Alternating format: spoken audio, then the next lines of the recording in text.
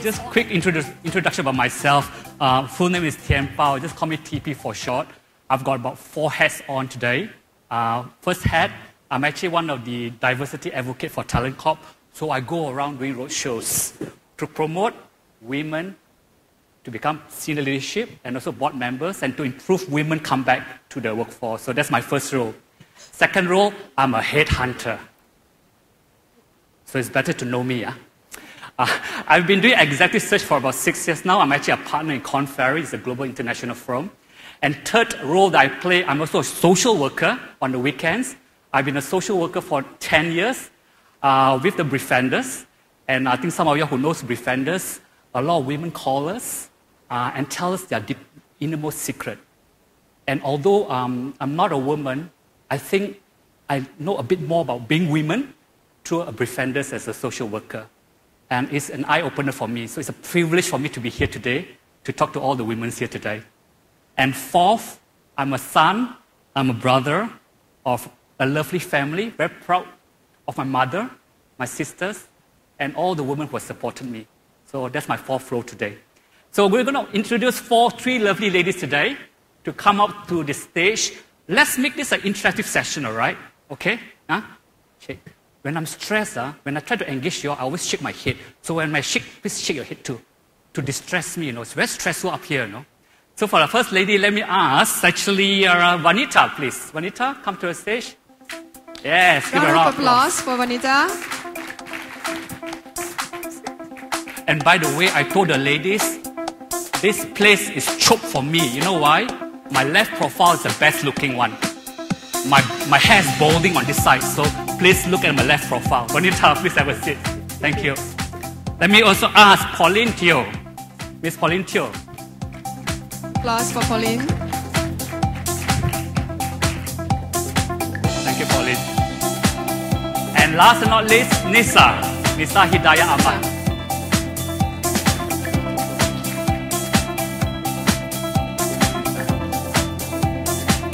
I will quickly do an intro about them, but this session is going to get them to talk about their experiences, and then we're going to open the floor, and we're going to have slides up there with some feedback about some of the pointers from their feedback. You can take snapshot of all the pictures. What we're going to do is that we're going to talk about an hour or so, or less, and then we're going to open the floor for about half an hour. So if you have any questions, please jot them down. We will actually try to address those questions towards the end of the session. Is that right? Can, Okay. In fact, let me introduce one by one first, the ladies. I have Vanitha here, Vanitha Subramaniam. I will do an intro, but if they want to introduce themselves further, please do that. Okay, Vanitha is a mother of 2 teenagers, a 15-year-old daughter and a 14-year-old son. She has actually worked for about 6 years, and then she took a break for about, 4 years? She took a career break for 4 years. Before she returned to workforce, and she has been working for 10 years now. She's currently the manager for Asia compensation for Jacobs. Right? Okay. That's Vanitha. Pauline Teoh. She's a mother of 2 sons, 3 and 7 years old. Okay. Mouthful. She has worked for about 8 years, and she took a 7 years career break. In fact, to take care of the son, actually. She has been, her background was sales and marketing, but now she's actually doing HR. Correct. In fact, she's now the HR analyst in BASF for Asia Pacific Service Center on is it part-time and permanent basis? We call it job sharing, where I'm required to do 4 hours daily. Okay, excellent. And the last but not least, Nisa Hidayah, a mother of a 2-year-old, almost a 2-year-old son next month. She's turning 2 years old. She worked for about a year in some Dhabi, and then she took 2 years break to take care of the son. And she just started working last year, and she got a job through the career fair from last year's career fair, exactly the same as this year one. And she's now the talent acquisition specialist in Standard Chartered Bank. Coordinator, actually. Coordinator. Yes. It's still a good job. Great. Okay. Now, allow me to share this article. Have anyone seen this or not? Anyone saw this? This is the latest unreserved fabric issue. Anyone? Wow. So I'm lucky one. I saw this yesterday only. And the title here is that, can women really have it all? That's the question. Front page. can women really have it all? Okay? And let me give you 3 quotations here, which I thought was very interesting. It's a bit naughty, but I thought it was kind of interesting. Okay? Let me tell you, the first quotation is a story, all right? It says here, okay, there was this boss that told this lady called Lara, say, Lara, you're ready to be a boss, you know. I'm going to retire soon. Please take over my position. And Lara looked at him and said, boss, I don't think I'm ready. And the boss said, of course you are, you know. You still think of yourself as an intern, is it? You've got so much experiences, you know. It's time for you to be a grown-up. The boss told her. And you know what Lara said? Lara said, but I don't want to be a grown-up. I have to be so grown up at home already. I go to work to relax. Interesting. Interesting, but maybe there's some truth to it, isn't it? First quotation. Second quote, this is interesting as well. This is from a mental health professor. It says here, of course, running a home and a family is contributing. But without material reward, our mental health may still be at risk. So you want to contribute, whether at home or at work, there is a material reward that comes with it, and that is healthy from this point of view. It says here, whatever you do, you want to be recognized. Any situation where that doesn't happen puts you under stress. You feel less valued, and it chips away at your self-esteem. So sometimes we are here for today for what? Career comeback, but there's a reason behind it as well. We want to gain some recognition, preferably reward, material reward. And the third one, and I think this is very true, very truthful for a lot of mothers actually. It says here, and this is actually one of the CEO of a very well-known fashion shop actually. It says here, and this is the advice to all the mothers, if you're happy at work and have had a thrilling day, your children will recognize that and be very proud of you. So what it says is that when you get a career, get the right one. Do your best, have a fun time when you go home. Your children can see through you and they'll be proud of you. They may not see you for a few hours, but when they come back and see a lovely, joyful face, that may make a difference. All right? So 3 quotes. If you can borrow this magazine from me later. I find it very eye-opener. With that, let me kind of open up the questions. I have about 9 questions here, and this is how we're going to do it. Up the Sam. We're going to partition the session into 3 sub-segments, all right? So we're going to have Q&A for first segment, followed by second, so on forth. And after each segment, we'll summarize the feedback. And the feedback is actually, in a way, is a consolidation of feedback from the ladies here, as well as some additional feedback, all right? And the first question, in fact, this is my own question. I kind of give them a last-minute prep on this one. Okay. In the first place, 3 ladies, what made you decide to make a career comeback? And what was going through your mind when you make the decision? Vanitha? So what I did was, the intention was always to go back to work. I wanted to go back to work. And I've already felt that I was doing well. It was just a little break that I wanted to take to be with the children and go back to work. And for me, it was knowing that I could actually contribute a lot more, and for my own self-worth and more of empowering myself in actually contributing and doing what I can excel in. Mm-hmm. Okay. Pauline, what do you think? Yeah, okay. Hi everyone, I'm Pauline. And for me, it's like what TP had mentioned. It is because I've been away for almost 7 to 8 years, and I feel it is right timing to come out to work and being able to contribute, because my kids are at school right now, and I think it's a distant makes mommy sane, I don't have to stay at home, and so it's actually good when you take a break from your kids, and then when you go back, we are actually a happier mom. That's what I agree on that. And sometimes also, when we go to work, it's actually to relax. That I agree. So when you spend all your time focusing on motherhood, I think it's more or less a time now to take a break and focus on yourself. So that's why I decided to come back to work. Right. So she actually knew what she wanted to do in the first place. Okay. Nisa, what do you? For me, actually, because I was still working with Saim Dabi when I decided to get married. So it was because of my pregnancy. I got pregnant right after my marriage. So I decided to take a break for a while. But when you become a mother, you want to, like a first-time mother, you want to experience everything yourself. So the first plan was actually 6 months. Only 6 months after the labor. But 6 months become 8 months, 8 months become 10, 10 becomes 12, and so on lah. When I discovered this job, it was 1 year after the labor, so in total almost 2 years lah, okay. The break. If you realize that as the ladies share their experiences, they're all, they are mothers of twos, and some of you, I think, may be expecting mother. And actually, I was so happy when I saw mother bringing the children as well. You know, there's a whole range of mix of a diversified group here. So when you relate to the answers and replies, try to actually put in your own context, because all of us are very different in that sense. Let me share you what they said and also some of my experiences as well.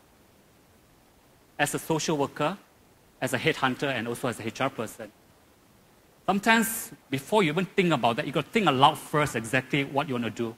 You know, you actually have to do a lot of psychology, actually, because once you have actually left the career and want to go back, you've got to really psych it up people around you. It's not only yourself, it's people around you. And these are some of the tips here. You've got to ask yourself, why now? Why not later? You have to know that for you have to know the answer yourself first. It can be 2 years from now, but why now? Why next month? Is it financially? Because is it your husband has been calling to go back? Or is it, something, you must know the reason why not. The second thing which I think is important is that you've got to engage yourself. What I mean here is that you've got to start talking to yourself, self-talk. Oh yeah, I'm ready for career comeback. But I need to tell people around me. You start actually doing a bit of psychology with your husband, with your in-laws, with your children. Say, dear, I love you so much, but mommy has to work lah. It's all engaging upfront, even before you started coming to career comeback. It may be 1 year in advance or anything. So that's the second tip. The third one, plan and gain inroads. By engaging, you get their trust that you're actually planning ahead. So you must do all that. Managing expectation. I think Nisa told me yesterday, you've got to tell your children, you've got to manage the expectation and hope as well. Sometimes hope here is that when you come to career comeback, don't hope that you get a job straight away.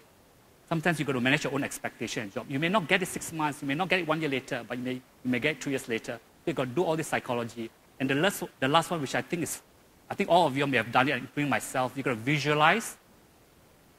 Going to start a job after 2 years break is not going to be rosy. You've got to start visualizing your boss going to scold you. Can you take it or not? I go back, my children crying. You've got to start visualizing the worst and the best. Once you visualize it, it becomes real, and you can manage it better, psychology and mentally. Yeah, ladies? This is just an intro slide. The rest will be more from the ladies here. I don't know whether you agree. It's a lot of psychology here, a lot of believing in yourself that this is what I want. All right? So moving to the next question, I'm going to ask maybe, in fact, Vanitha on this one. How do you stay connected professionally and also in the industry, as you're getting ready to join the career force?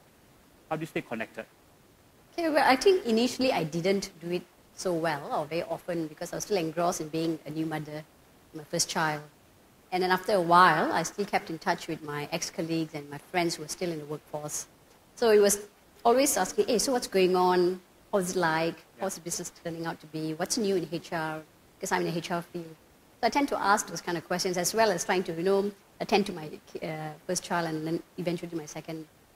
But it was always a conscious effort of trying to keep in touch with people out there who are working, with friends, trying to read through news magazines, business magazines and so on.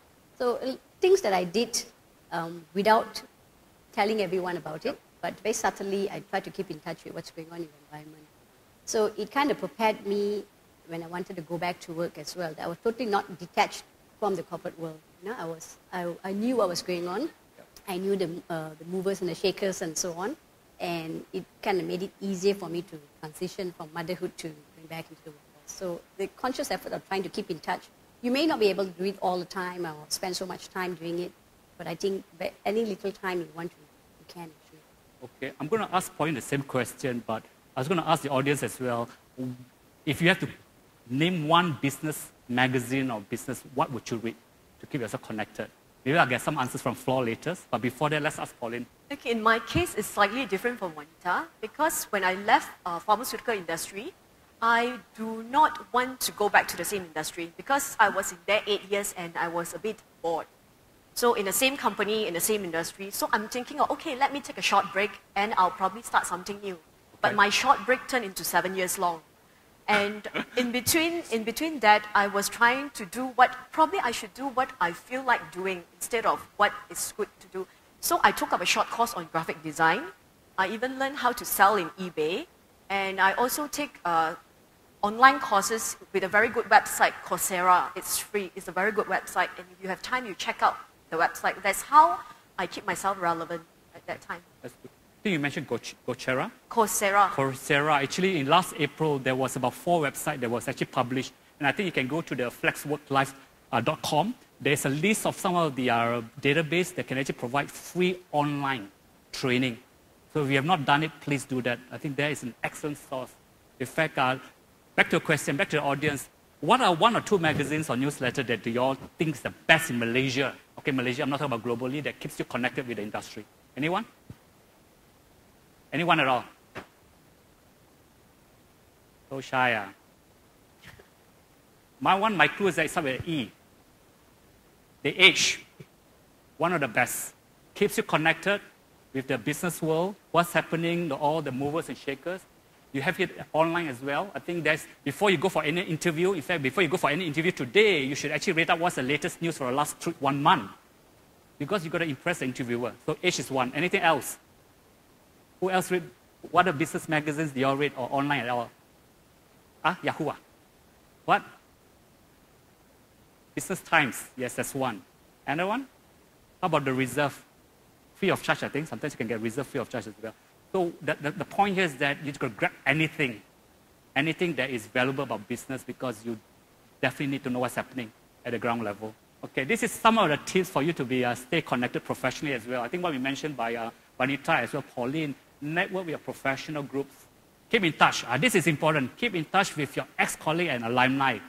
Get all the gossip. Who's getting married? Oh, no, not that. I'm just joking, all right. Hey, who is getting promoted? What is the business practice? Is the company going restructuring? You must know what's happening as well because you never know. They may call you back. So you must know enough what's happening. Use social media such as LinkedIn and Facebook because nowadays, LinkedIn and Facebook, they have a lot of about news, what's happening in the market. Leverage on those things as well. Utilize job portals and learning platforms. As we mentioned, there's a lot of free online job portals for you. Free training and everything, so on and so forth. So these are some of the tips for you to stay connected. All right? Okay, I'm very excited. This type of things excites me, so I get a bit excited. And so I want to see some excitement in your face as well. Okay, moving on to the next question. Okay, the next question I'm going to ask Nisa. Now her chance. How do you prepare yourself to return to a workforce, Nisa? For me, mentally and psychologically, you have to stay positive. Because I understand when you leave the workforce, when you leave the industry, even for 1 year, you will have like a gap and sometimes you won't get the same update that you get last year. You need to stay positive. You don't, how to say, don't have so much expectation and hope, like you said before, but have some mission and some vision when you want to make a comeback. Have a clear vision on why do I need to do this, and also emotionally have some support. Even if you are a single mother, you can have support from your family members. If you have a family, the husband is the biggest support that you can get. Gain as much support as you can, because to make a comeback, it is not easy. Yeah, it is not easy.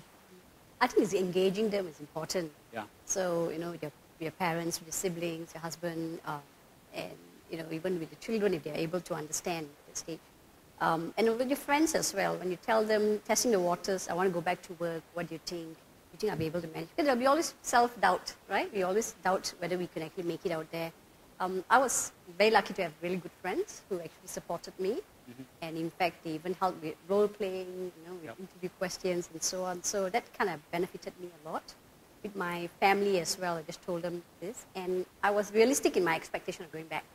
I wasn't wanting to go back to something that was highly demanding that I find difficulty fitting into, but I took in something that I was I thought I was able to cope with. I think what Vanitha shared here is actually align herself with positive forces. Because making a career comeback is not easy. Sometimes you talk to your friends and friends say, are you sure or not? You're so happy, So sometimes you can feel a bit of negativity. Now, the point here I think Vanitha shared is that, yeah, there are friends who may say that even your in-laws may actually put down cast and doubts on you, but it's for you to associate with positive elements. You've got to find out who are the positive ones and get aligned towards them. I think that's one point. Good tip here. Pauline, any tips? I guess mine will be the same as both ladies. First thing is self-readiness. You yourself have to be ready because like you say that there will be a lot of doubt casting on you. So you yourself has to know that you are ready. And secondly, you have to have a support structure. Like for me, it's my parents and my husband. You have to have a very good support structure. And thirdly, I would think it's like platform like this where you can able to get a flexi work, a company that offer flexi package. Not like because if you took a long break, you don't want to go deep into the water like, okay, I just want to start work immediately, 8 hours a day, 5 days a week. You might not able to cope that. So probably you should do something like do a flexi like me, myself, I did 4 hours a day. So that's how you go back into the career, I mean, in your own pace rather than just go in like that. Good point. Let me ask a question to the audience. And you don't have to put up your hand if you choose not to. For those who's trying to make a career comeback, do you feel that you have sufficient support from people around you, your loved ones? Show of hand. If you feel that, yes, where I'm today, I'm going to make a career comeback, people are backing me up. Show by hands, do you all feel that there's a support there? I can see 1/3, yeah? So the other 2/3, not sure, maybe yes, maybe no. I think that, to me, I think that's one of the most important things to start with, the support, because it ain't going to be easy. There'll be a lot of uphills. You need every single support you can get. So I think for the 2/3 who are not quite sure where you are, start to engage, start to believe in yourself that this is what I want. This is what I want. Yeah? The support system is that important. All right, ladies, so far? Okay, yeah. Quite fun team here now, so engaging. So later we got Q&A here, they get to answer all the questions. Some tips here. Okay, now see. Preparing yourself to return to work. Assess the readiness to return to work. How many of you have gone to the TalentCorp portal to do a survey on this one? Show by hand. Do you all know there's such an assessment tool in the TalentCorp portal? Don't know. Okay, tonight, go to a TalentCorp portal. I'm selling for TalentCorp here. I'm a diversity advocate. Type readiness to work. There's a 3-section question. There's about, if I recall, 12 questions. I did it last night. And at the end, there's a rating for each of the section. It gives you a bit of understanding whether you're ready to come back to work or not. That's the first step. So go to a portal tonight. Okay, the other one is that attend career motivational talk like this one, all motivated, pump up, all ready to go career talk as well. The last one, research on your job expectation, including the role that fits you in your current needs as well. Like what Pauline said, part-time, 4 hours a week. Don't start 8 hours. 4 hours a day, sorry. 4 hours a day, not a week. Not 8 hours. Those, you're going to gauge your own momentum in line with the job needs as well. Okay? So preparation for yourself to work now. My next question, let me ask who now? I asked Pauline. Pauline, what do you do to ensure that you stood out during the application and interview process? I would like to share this. I left the workforce for 7 to 8 years. So when I go for my first interview, that was my first interview after 10 years. So before even interview, when I have to do my resume, I'm the one who never saved my previous resume, so I have to start my resume from scratch. So to you all ladies, please save your resume. no, that is the first step when you want to career comeback is your resume. I do not have that, so I have to scratch my head for 1 whole week to get my resume right. And I go for my interview for first interview for 10 years, and it was nerve-wracking. But I did survive, and that's why I'm here today. I'm actually like you, I was sitting there 1 year back, and today I'm here. I didn't expect to be here. So I believe in one thing, if you can handle motherhood, you can handle anything. So I guess I didn't do anything extra. It's just, you know, if you can handle that, you can handle this. Can I just say that it's true? If you can handle motherhood, not that I'm a mother, if you can handle motherhood, you can handle anything. Is that right? Yes. Agree? I think for that, we should give a round of applause to all the ladies here. I always tell my mom, I don't know how you manage it, but I don't envy her position. I always tell my mom, because she had four children. My dad was outstation all the time. I hardly see my dad. And she managed to bring us up, actually, and make us very proud as daughter and son. And till today, I really envy her. It's not easy to be a mother and a woman. So I think sometimes I really have to salute all the women and mothers in this room. Really salute all of you. And thank you for bringing us to the world. Okay, anyone to add to say that how do you excel in the interview or application process? Any techniques that you want to share? Yes. Just to share. You need to have your self-confidence in order for you to portray whatever you want the potential employer to see you. Don't be so demanding. Open your eyes, have some positivity inside, and don't live in a pigeonhole. Good point. Does it make sense? In fact, she took one of my pointer, which I left in the last slide, but I'll just show it. I won't tell you what my secret weapon is. Anyway, good point. Let me share this. These are the tips for preparing yourself when you apply to companies. And this is actually my favorite part, because being a headhunter, I can talk hours on this. But for today, only 10 seconds. You have to familiarize yourself with the company profile. You have to do all your research, yeah, before you go for interview. You must know inside out about everything. Use your social media, you know, and then, because social media link, especially LinkedIn. And by the way, for those people that think that 2 pages resume is okay, no, go for 4 pages. It's okay, go for 5 pages. It's okay. 2 pages is average. And LinkedIn, it's okay to give more information, because there are too many CVs nowadays. You've got to make yourself spectacular. Your LinkedIn profile has to be spectacular, not just a normal LinkedIn. Sell. It's a lot about self-marketing. It's your product there. And brand yourself. This is my favorite. For some people who are a bit more mature, in terms of age, Botox your resume. Really Botox your resume. And there's about 10 tips to Botox your resume. If you go to the portal in TalentCorp, I've actually shared 10 ways to Botox your resume. And one of them, don't state the year of graduation, 1965 or 1955. Don't state your year of graduation. You don't have to state the years, what you work in, or just state the duration. And also, don't state the school. So there's a lot of tips in there how to Botox your resume. If you need to Botox your resume, make it up to date, make it uptrend, all right? And when you go for, in fact, I think I was talking to, Vanitha yesterday. When you go for an interview, you must lay everything on the table. Say, future boss, you know, I just become a mother. I only want to work 6 hours a week. I must be able to bring my children out for something. So you may actually want to lay everything on the table and negotiate with your boss up front. Because if you don't tell your future employer what you're in there for, they may get very surprised and get disappointed in you. It's better to lay everything on the table about your constraint and the challenges you're facing. So be prepared during the interview. And the last one, do a self-assessment of yourself. There's a lot of online portal now to find out exactly what's the job fit. Because you may be the best sales and marketing person in the past, but after 4 years break, you may not want to be. You may want to do something different. So go in these portals and find out what fits you at that point of time. And the last one, confidence. Thanks, Nisa. I tell you, you go in an interview, you're not confident of, when people ask you a question, so what do you think you want to work? Why do you come back? You must go in solid with your eyes. Your eye contact will be so strong that you can convince whoever is interviewing you that you know what you're in there for. You cannot you can't be thinking while being interviewed. You know what I mean?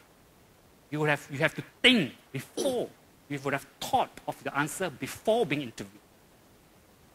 Because if you're thinking while you're being interviewed, people can see through you, that you don't really know what you're thinking and what you want to. So please, ladies, go before interview today or next time, think of all the answers you can possibly think of before you go for interview. Yeah? I'm saying so much tips, so I'm talking like a woman now. Okay, moving on. And next question, we are coming to one. Okay, I'm going to ask Nisa this question. I think this one will be your favorite one. Huh? What were some of the channels you used when you're looking for a job? All of you have smartphones. You can go to Facebook, LinkedIn, the easiest one. You know, being a talent acquisition coordinator, I've experienced some, I've came across some profile that are not only interesting, but very, how do you say, not weird, but quite rare. You know, they, this person, I think she asked her friends to list the, recommend her on LinkedIn, so we know some, we know the whole profile of this person. So LinkedIn nowadays is the most updated one for all professionals and all to job seekers. Other than that, you can go to job portals like My Star Job. They have very good updates and refreshment course, and also your friends like Vanitha, like support group. Friends are the easiest one. You can just engage and networking lah, more to networking. If you don't know people, you won't know what is happening in the world. If you don't read, you don't know what is happening in the business and all. So it's for you to take the first step to engage, communicate, and networking. Build up your network so you will know the instant update here, bit, and there, and you will know where you stand now, because you are not the person, the same person 4 years ago, 5 years ago. Okay, I've got one tip here. LinkedIn, when you give your photo, please take 45 degrees. Yes. Most ladies, I was told, research, I don't know how true. Research tells me that most ladies look the best when the photo is taken at 45 degrees. This way. So when you go back today, make sure your LinkedIn have all your best photo. Get professionally done. And okay? TP, no toilet selfie. That's right. No selfie in a toilet, please. No toilet. In fact, no selfie. In fact, LinkedIn, don't use selfie. Just go to a professional as possible, because presence, branding, grooming, everything is about marketing. If you want to get inroads, you've got to believe that whatever you project is important, every single thing. Yeah? Okay.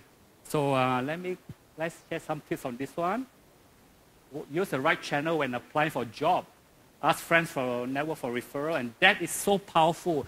And for those who have made too many enemies in your previous career life, please call them and give them ang pao, kong si fa chai. Say, let's be good friends because I need your help. Seriously, mend all your bad ties because it makes a lot of difference. You never know. People talk and people remember you. So they, oh, that lady, Then you can say, hey, I've changed a lot. I'm like that already. No, seriously, friends make a lot of difference.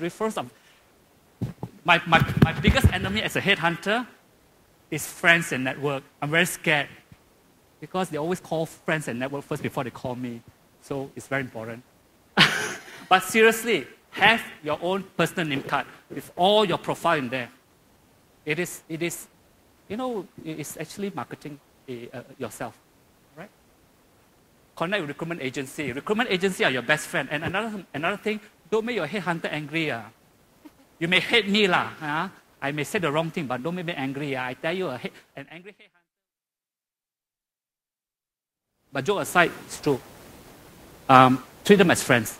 Call them for career advice. I've got a lot of women calling me once in a while, calling me for career advice. TP, I've got this, I'm stuck here. Should I change job or not? Make your recruitment agencies your best friend, because they can tell you who's looking for what. Your best friend.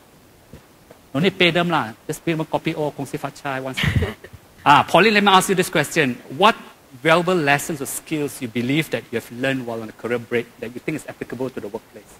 Yes, during my career break, because I was focusing on motherhood, So there's three main things that I think is very useful. Time management, multitasking, and lots of patience. I'm actually use all these three every day when I'm working. So this helped me a lot. Family support is very important because one of my main challenge is also time management. So even though I spend 4 hours in a day working, 4 hours is actually very precious. So I do not have tea break or lunch break. I want to focus 100%. So at the back of my mind, I need to know that I have a very strong family support, able for me to focus 100% in my work. And vice versa. When I'm at home, I also need to know that my teammate, my colleague will also give me that space when I need to focus on my family. So when you want to juggle family and work, you have to have a very good time management.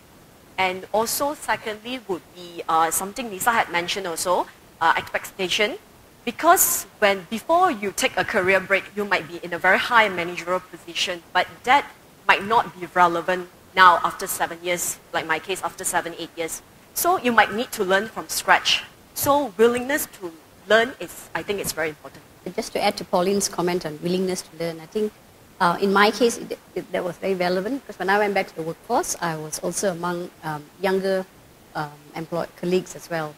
And I had to be outgoing in the sense that I had to go out to different institutions to engage with people to help the company that I was working with in terms of recruitment.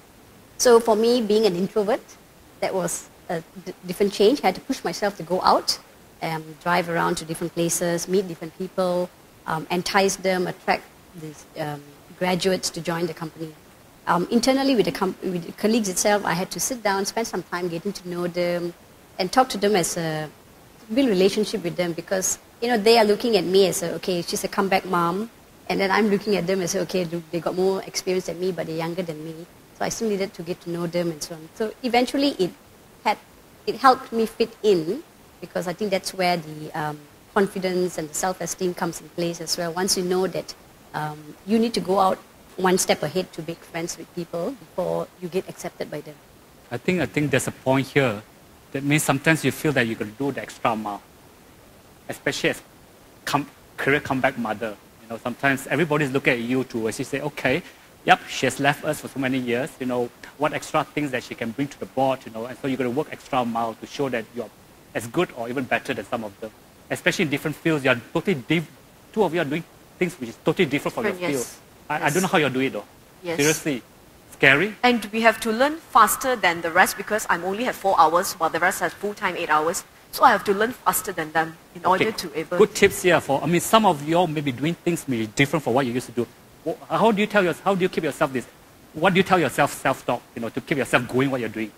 Is that what? Don't give up? What are your motto at that time? Just go for it lah. Huh? Just go for it. Just go for it. What I experience is it's all about the support lah and how you manage your work, how you manage your family. If you don't know, ask. If you need, ask. If you need to talk to the superior, don't be scared. Just open your mouth. You don't have to be in a formal one-to-one session with your manager or your friends. During the lunch, during coffee break, you can just talk. Be open, be more open. Because when people don't know what is your expectation and what more to need, not your expectation, what do you need from them, they won't be as much as approachable as they can be. Thanks, Nisa. Nisa just evoked a very sad thought in me, which happened in Jakarta 10, 15 years ago for me. One of my team members didn't tell me that she was pregnant. And I made her work without knowing she was pregnant. We were having a deadline, Indonesian lady, very nice lady. She had a miscarriage. And after she told me, I asked her, why didn't you tell us? She said, if I tell you, I may lose my job. And that was the worst traumatic moment that I had in Jakarta. And I was only about, now let me see, it's more than 15 years old, 20, 25 years ago, 30 years old, sorry, 30 years old. It was traumatic. That's why what Nisa said, if nobody tells you, we do not know, no? And you have to say it out. If you need time off to do breastfeeding, you're painful, if you need time, you have to say, because nobody knows sometimes. They may choose not to know, but if you don't tell, it hurts people when they know it. Yeah? Thank you so much for bringing that up. Yeah, so thanks for sharing that. Let me share what we have here on the tips here. How do you overcome barriers for going back to work? Stay resilient and energized. I think that's what Pauline, everybody say. You got to just say, I can do it, I want to do it, and I will do it. I can, I will, and I want to do it.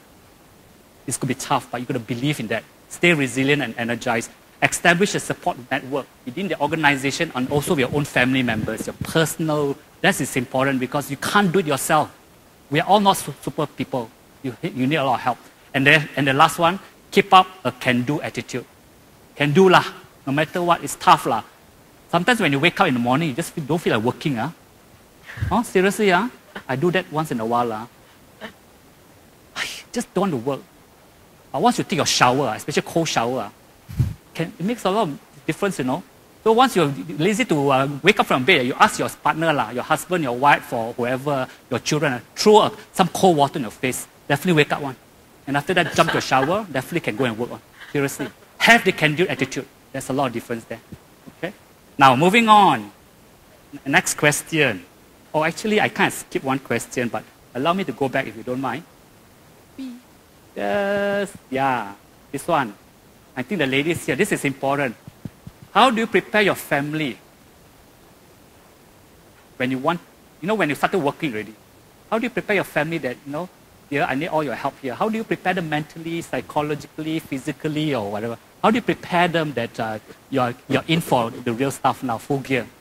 Anything you want to share, Lisa? For me, it was a brief discussion with my husband, because I was 25 years old when I gave birth to my first son, and I'm still young now. Don't get me wrong. Haven't turned the big 3-0 yet, Okay. Okay. So I had a brief discussion with him. I told him because when we wanted to get married, he was about to start to planning for his own business. So I told him if he can be the stay-at-home father, and I will go out and work. And he said yes. So as of today, my husband is still a stay-at-home dad, looking after my son, and I'm here to, work.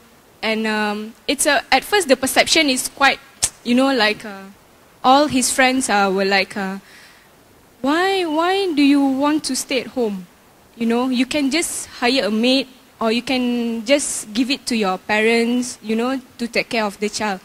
But for me, it's the importance of parents and child bonding. So I told him straight away that I just need you to be at home, at least for first few years to take care of the child, and I go to work.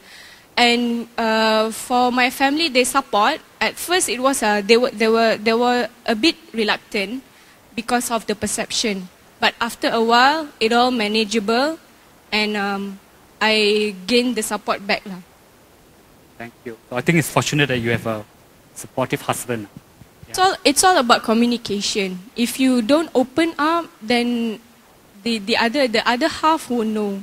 Yeah, I agree with you. I think the family support is important, and you need to engage all of them all the time as well. We got about half an hour more. Okay. Q&A now? Yes. Oh, Q&A. Okay. We do Q&A. Sure. And then, okay, now ladies and guys, there are some guys, which is good. Q&A now, open to the floor. Hi, good afternoon. Good afternoon. You can call me Zoo. I'm traveled down here all the way from Kedah. Wow. I want to make a comeback. Actually, I left KL late 2013.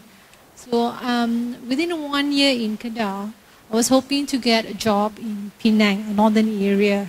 But unfortunately, because of my CV, they were saying that, oh, you're already overpaid and we can't pay you, or you're overqualified. And that's one of the reasons. Another reason is that, oh, you're already in your 5 series, sorry. So I thought 5 series is good, but they said 5 series lousy. Well, anyway, based on the tips that you gave me, you said to Botox my CV.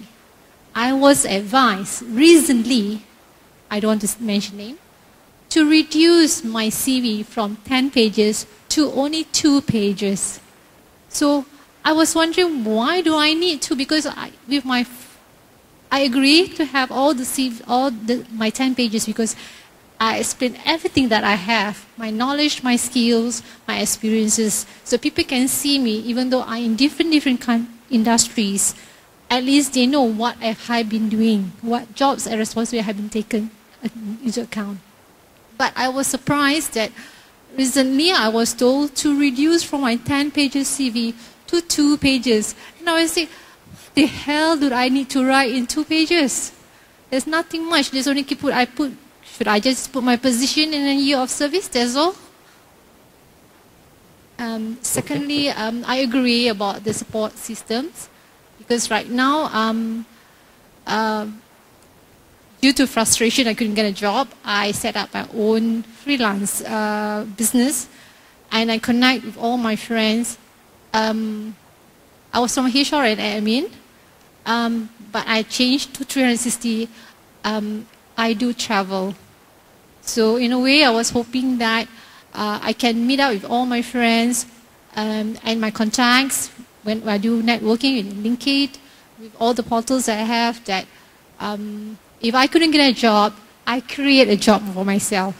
So that at least I can one day fully utilize my experience and my knowledge and share with all the juniors instead of just keep it in the cupboard. When we receive a CV, it's not just about screening. We read whatever you write. The most important is the cover letter.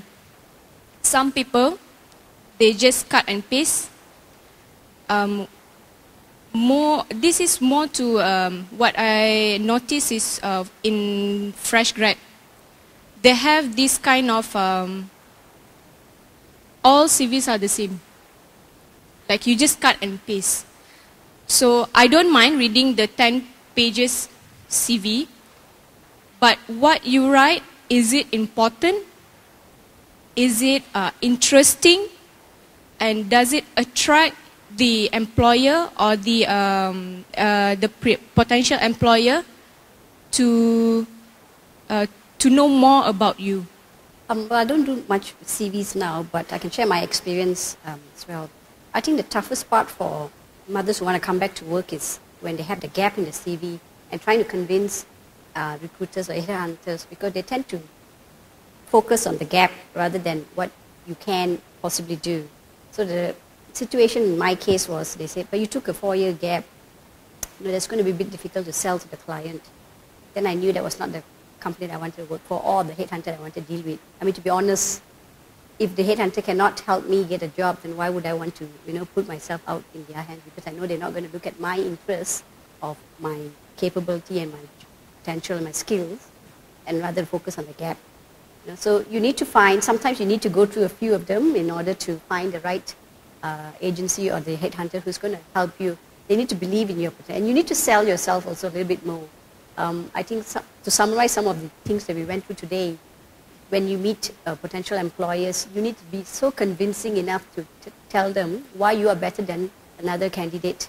And you can be a mother who's coming back to work, but you need to be confident enough to tell them you are better than the next candidate. Because, and so I think that coming back to the CV, I think it's also, maybe your CV was catered to a particular sort of organization or job, but it may not be applicable to all jobs as well. So you need to maybe modify your CV to the kind of job that you are applying for. So one sort of CV doesn't fit for all positions that you want to apply for. Excellent point. There are about 4 tips here. Just leveraging on what? Your 10 pages may be 10 pages of nothing. It's not who you are, it's what the company wants. So before you apply to a CV, you've got to dig out everything about the company, their value system, what they're looking for, what kind of people they're looking for, and the job specs as well. If there's no job specs, what you do, you go to the competitor and look for a sample job specs. And job specs means JD. You must speak the language of them, not your language. So I do not know what your 10 pages are, but it may be 10 pages of your own story, but not their story. So your resume must be, if they're looking for a head of BD, you must use the jargon, the industry jargon, say, this is, try to use the latest jargon, industry jargon, that's one. If you look at the sample CV format that I presented last in April in the portal, there's about 5 areas that you have to cover in your resume: functional, span of control, geography, depth, breadth, and industry, and type of industry. Put those into your resume. Okay. The 10 pages has to be also be very action-driven. It has to speak the language of, once someone read it, you must keep mystery, and we're all very good at keeping mystery. You don't tell everything, you know, like poker game. You tell a bit, you keep a bit. So in your CV, you must know how to play the mystery game. Because you tell everything, they read it, they don't get excited. You must excite them. So sometimes in your resume, you must use the right language, enough information to attract the people and say, I must meet this person no matter what. I'll call straight away. So you must know how to manage the level of detail as well in resume writing. Resume writing is actually it's a professional job. So you can actually consult resume. And so that's the third, fourth, yeah. So first area is that speak in their language. Second area, get the latest jargon. Third area, understand basically the 5 things that you must put in a CV. And the fourth area, which I mentioned, is that keep it mysterious. Really keep it mysterious. Stick to 4 or 5 pages. That's my advice. Okay, sorry. Any more questions? Prior to coming to this event, I actually looked up some tips on job hunting and making a comeback. There seems to be some conflicting advice available online to the extent of how truthful you should be in your resume. For people like us who have been on career breaks, how truthful should we go in the resume? Where, do we state reasons for leaving the job, last drawn pay kind of thing for every job that we have had?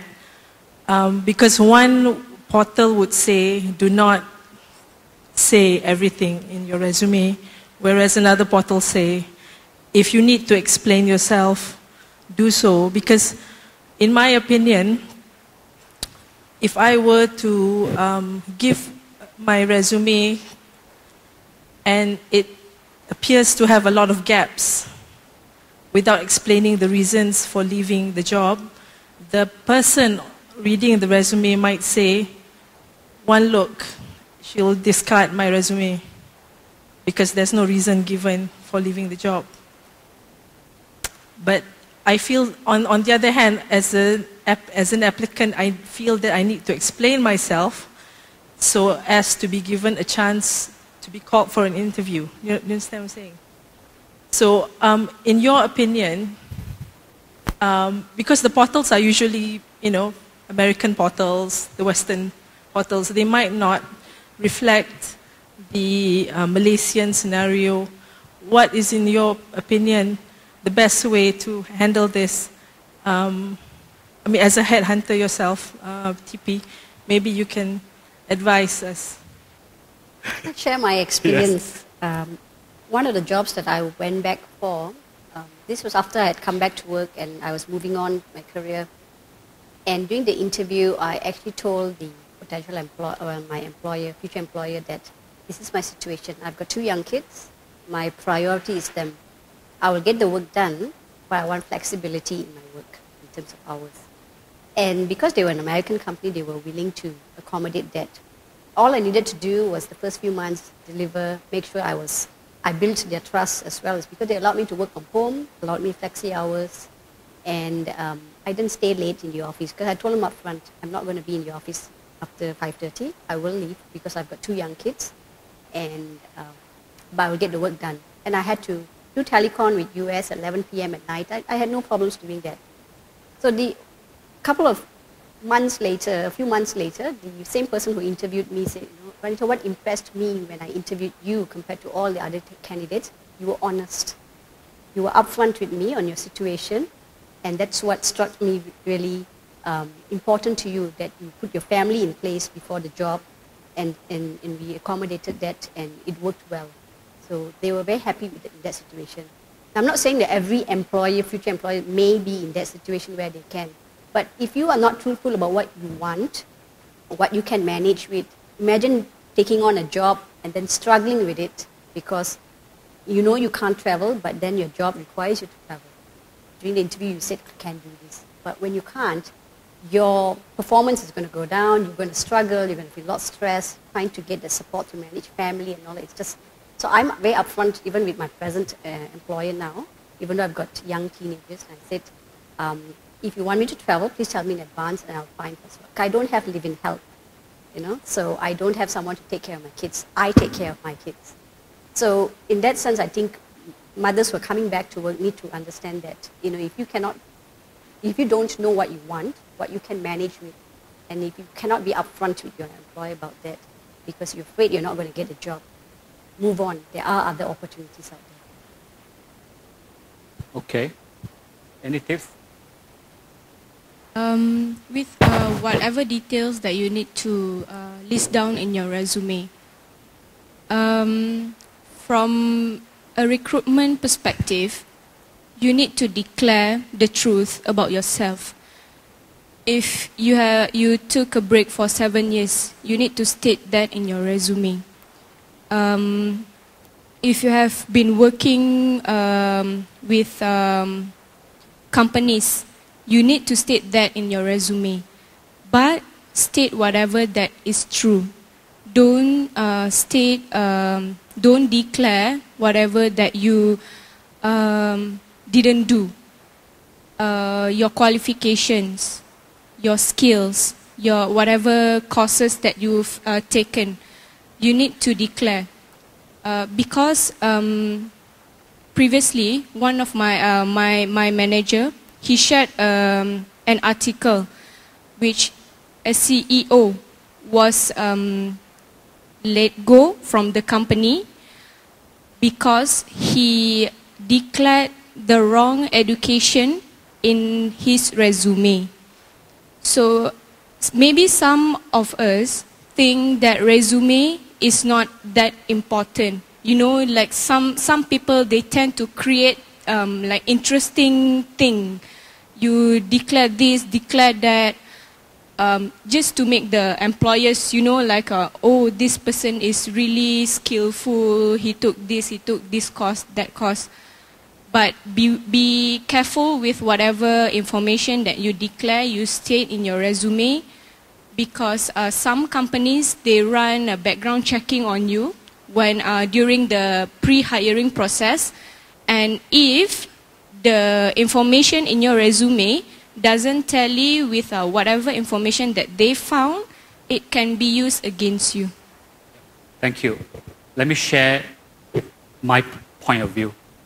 In Conferring, we have 4 dimensions: competencies, experiences, traits, and motives. And honesty comes under traits. Of all the 4 quadrants, competency and experience can close one eye. But traits and motives are very important. So honesty of all is very important. I can tell you, till today, when I do my searches for my CEOs, my clients will say, he has done so much, but does he have the right attitude?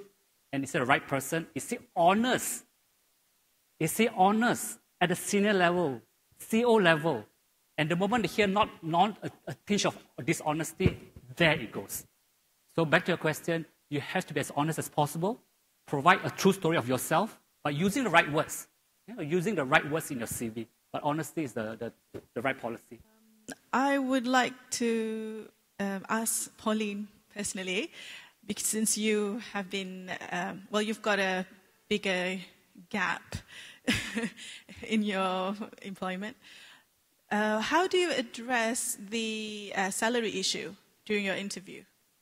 Because they would ask you your salary expectations. So do you sell yourself short, or do you say that you want the current salary? I think that is something that some of the agencies have been asking me, and I was a bit stumped because I wasn't really expecting that question, not at this early stage. So over to you, Pauline. Okay, I will try my best to answer you on that. My husband always said that I sell myself short, but I'm just being practical, I always tell him. But for my case is, my background, my experience is based on a different industry. I was in pharmaceutical, I was in sales and marketing, I was a product manager. But my career come back, now I am in a shared service doing HR. So it's a totally different industry. So I don't know whether I can ask for the salary that I had back then, because it's just apple to orange. And the other thing is because mine is a job sharing position where I am only work half a day. So according to the company, they say that they are actually paying, because if you work half a day, you get half a day paid, and also I get half the benefit. I am actually getting benefit as like a permanent staff. I do get all the medical insurance, but it's in a half the amount. So this is through my experience, and that's my answer to you. But I would not know how the other employers will tackle on that. I concur, actually. As a headhunter, sometimes I want to know the candidate, because we don't sell short of the candidate. We ask them up front, are you ready to go part-time? Are you ready to take a cut from where you are? Because you have been away for 8 years, and some of your skills may not be totally relevant. And if the candidate said no, I said, think again, be practical. And now, with that, I want to show you one slide here towards the end. I want to go straight to a point here. This is actually, in a way, a slide that I did myself based on my experience as a headhunter. And the fifth point here is that delete. I call it delete. Don't live in the past. Because most of us live in the past. Oh, I was a GM before lah. How can I be a manager now? I was earning 10,000 a month 5 years ago. How can I earn 8,500 a month now? Unfortunately, we're going to be practical. Sometimes you're going to just suck in our ego and take the first job that comes along. Prove it. You can do better than, your worth is more than 10,000 or 12,000, because if you're good, you will show that you're good. So sometimes we cannot delete, we cannot live in our past. We have to let go. Whether it's male or female, the sorrow you went through, the pride you went through, the ego you have, the Mercedes-Benz you were driven around, just let it go. Don't live in the past. And sometimes, diff as well is my advice. If you can't get through this job this way, your resume is not getting the right candidate, do it differently. Find a way to do it differently. Don't hit the thing the same way. Because it ain't going to work, it ain't going to work. You've got to just do things differently. Yeah? So back to your point, you just have to follow whatever you have in the past and just do it and get to the first door. And the rest is history. This is so important especially for women and mothers. I'm not sure whether it's a gender thing. Women sacrifice so much for the children. So much, to the extent that you forgot your own happiness. So my second point here is that you've got to take care and love yourself as well. Because you cannot take care of yourself, you can't take off anyone else. I know it's easy it's easy for me to say that because I'm not a woman, but I've seen many women suffer. You always put your family ahead of you. You always put your husband ahead of you. Sometimes you even put your boss ahead of you. Goodness me. You have to love and care yourself first. You've got to make yourself happy. Yourself happy before you can make others happy. So that's my thing. It's tough to be women, I know. I think I know. But that is the second point which is important. Yeah. Question now. Okay. Yes, please. I would like to answer your question on this job thing. Recently, my client interviewed a lot of women for comeback career, and he was very impressed with this answer. Give me a salary where I can take pride in my work. Yes. And also, from my own experience, I took a 7-year career break, And when I saw an advertisement in Shell for a vacancy, I stated in my resume that I learned time management, I learned human resource management, I learned to solve problems on my feet. Because I also have to deal with maids, I have to deal with the cleaners. And they gave me my salary as if I did not leave my job for the 7 years. Excellent. But of course, you know, as you say, you play up I did a lot of research and I found out what I have that what they need. So try to match it too. And I took extra effort to design a nice file for my resume. So all these little things do help. Okay. Thank you so much. Right. Thank so you, ladies. Thank you everyone Nisa, for staying with us. So please give them a big round of applause.